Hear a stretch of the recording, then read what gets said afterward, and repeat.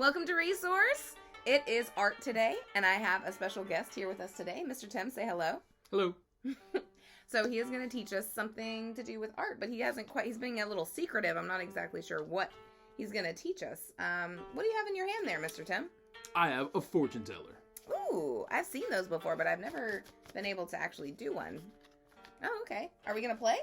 Yeah. Oh, let me tell you. Awesome. I will speak your fortune. Oh, okay. Into Mystic Nine. So, go ahead and pick one of the numbers listed here. I'll pick 3. 1, 2, 3. And pick another number that's inside the fortune teller. 11. 1, 2, 3, 4, 5, 6, 7, 8, 9, 10, 11. Okay. Your final number to see your fortune. I pick 9. 9. What's on 9? It says, Miss Vivian will give Tim $500. Hey! I hate it. Awesome. No. Hey, that's what it says. This fortune teller is rigged. Hey, no, look, I don't make the rules. You owe me $500. Oh, no. I was robbed. Nice. No. Buy a whole I'm new not having it. PlayStation. I'm not having it. No. If you've ever made a fortune teller like this, or made, I don't know, a paper airplane, or anything like that, then you have done the ancient art of origami.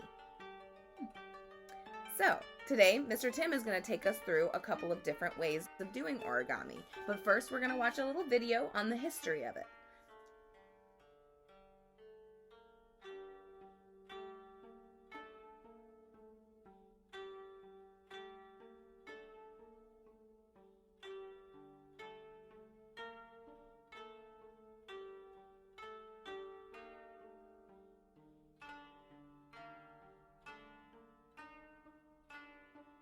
The cool thing about origami is these pieces are all made from one piece of square paper.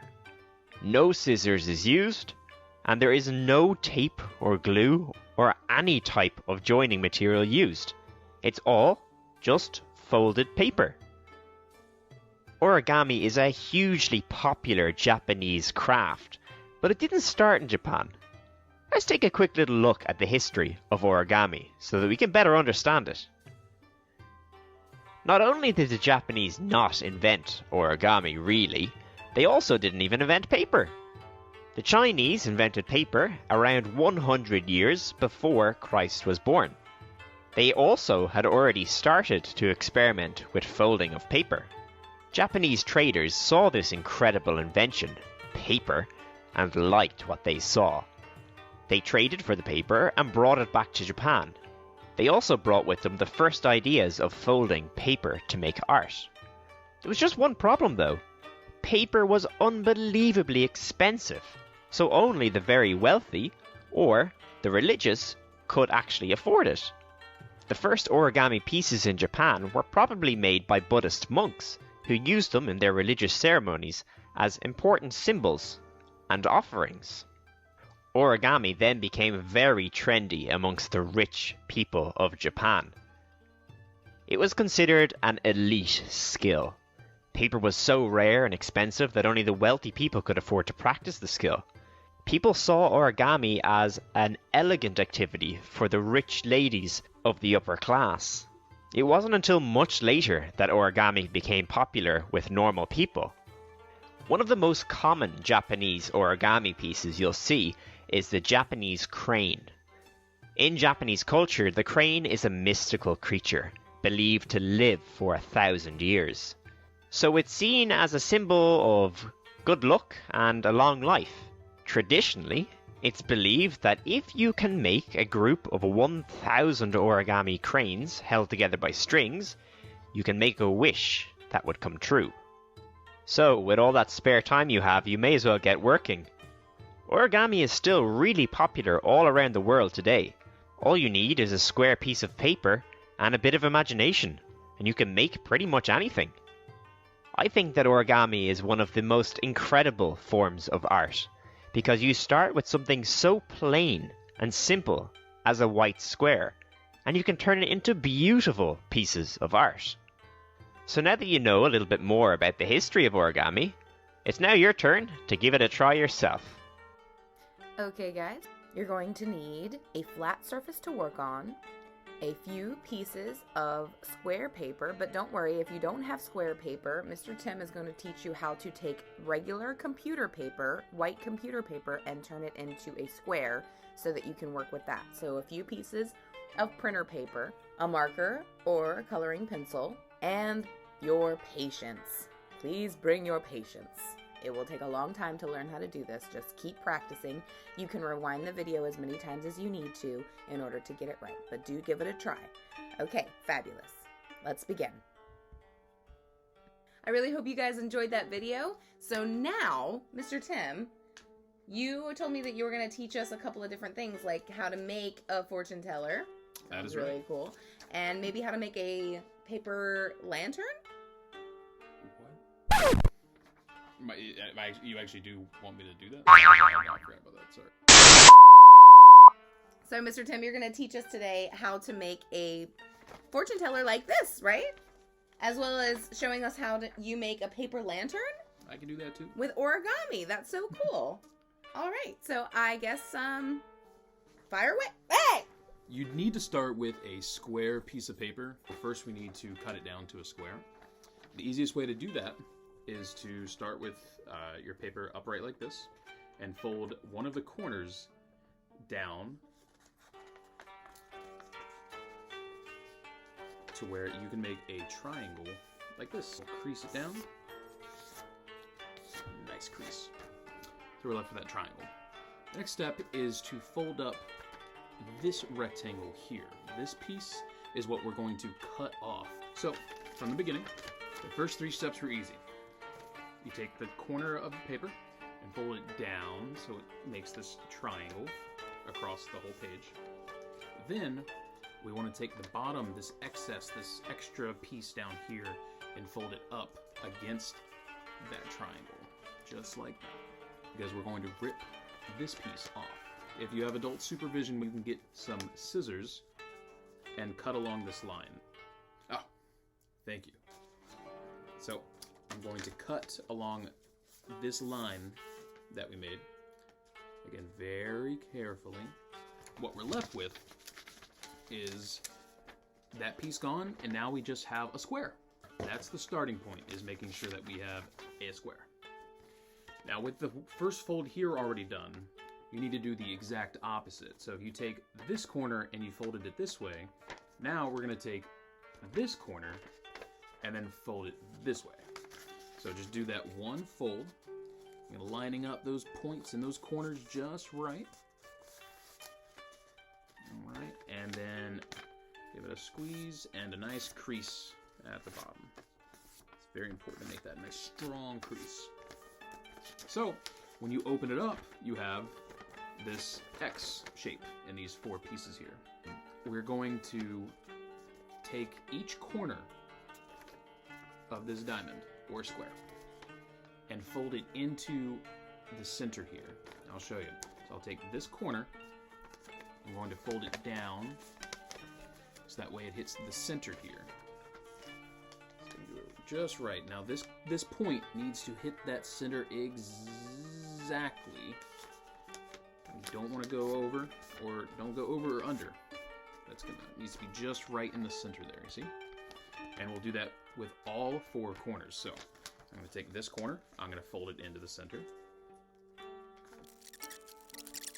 Again, we started with our big piece of paper, and then we took each corner, folded it down. So we have this other square made out of little triangles here.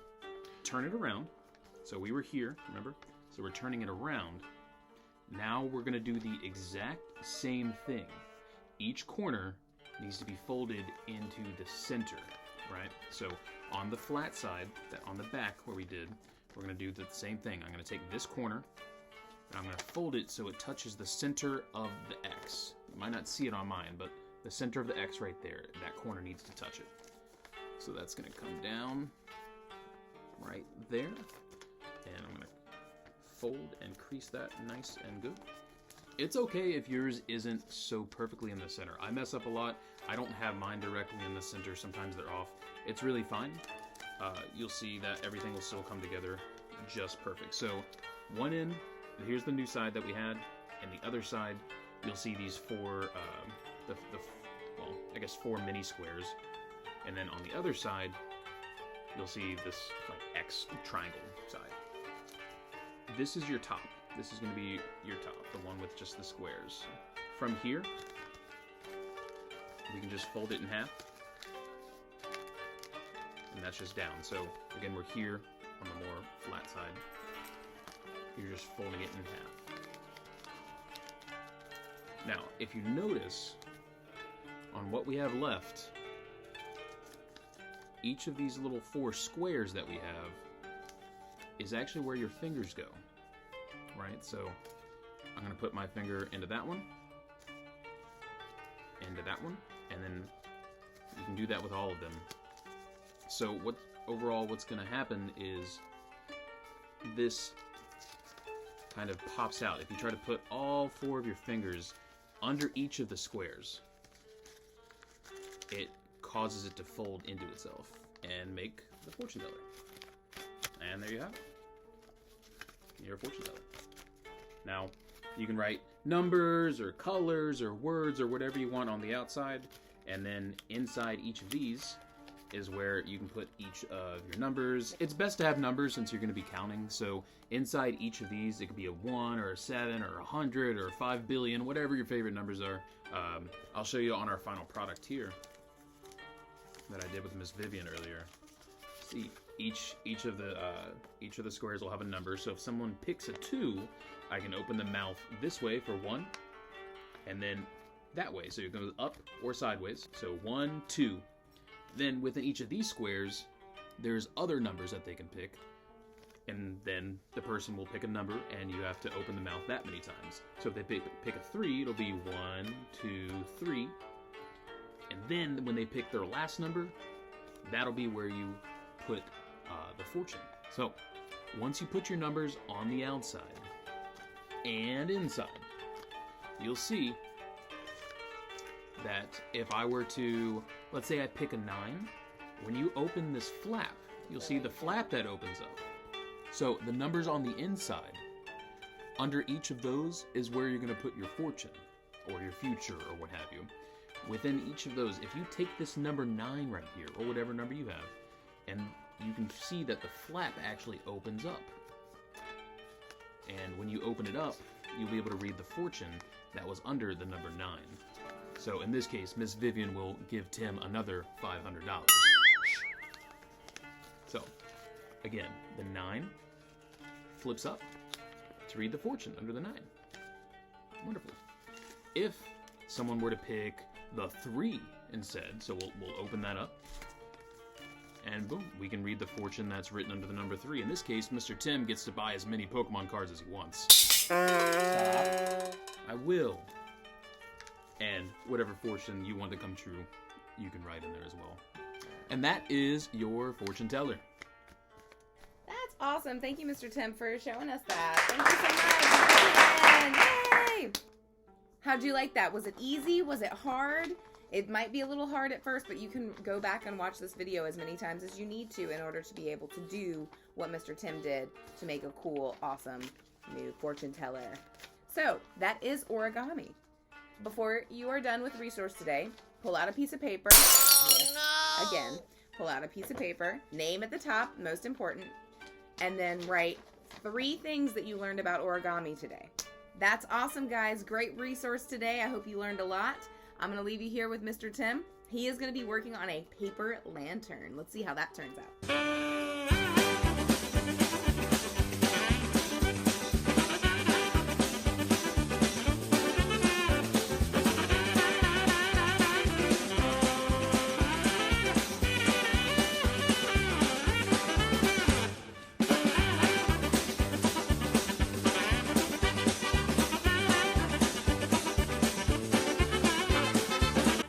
For joining me. Hope you have a good day, guys.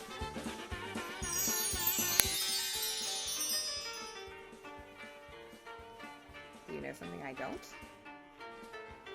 Oh, you owe me $500 again.